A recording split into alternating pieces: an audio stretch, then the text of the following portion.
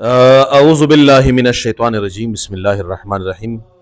ملګرو کتونکو یو اچانک راغلم او هغه په یو وجه باندې راغلم چې ماته یو استاد محترم الله پاک دې خوشاله کی هغه دا نشاندهی وکړه چې یاره په دا فیسبوک باندې په دې ټیک ټاک باندې دا شی ډېر زیات روان دی چې دا الف دو زر ان الف دو زر ان الف دو پیش اون ان ان اون، یعنی دا که وګورئ د نوراني قاعدې یا د بغدادي قاعدې هغه الفاظ دي چې د دغه الفاظو په قواعدو په برکت رب العالمین انسان ته په دې باندې د قرآن پاک زده کړه ور نصیب کیږي. نو دا د قرآن پاک هغه قاعده شوه.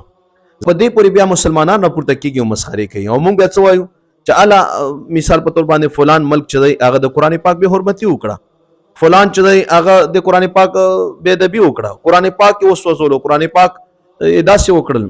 نو چې تا په کور کې داسې کسان وي، داسې ځوانان وي چې هغه د ویوز دپاره او د هغه دپاره هغه دومره حد کراس کی، نو ملګرو دا ډېر لوی جرم دی او دا زه نه وایم.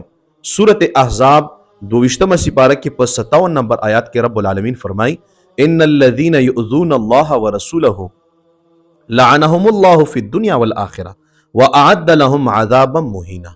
رب العالمین فرمای بشک څوک چې الله تعالی او دغه خوږ نبی ته تکلیف رسوي، رب العالمین په دوی باندې په دنیا او په آخرت کې لعنت لګي، د خپل رحمت نه لري کوي او د دوی لپاره سپکون کوي، شرمنده کون کوي، ذلیل کون کوي، عذاب تیار کړی دی. نو دغه کې علماء همدغه خبره کړې چې دغه آیت نه دا ثابتېږي چې څوک د قرآن به حرمتي وکړي، د نصوصو د الله تعالی د حضور پاک د دې بې ادبي وکړي، دا په دغه آیات کې راغله. نو د الله د لعنت نه ځان وساتئ.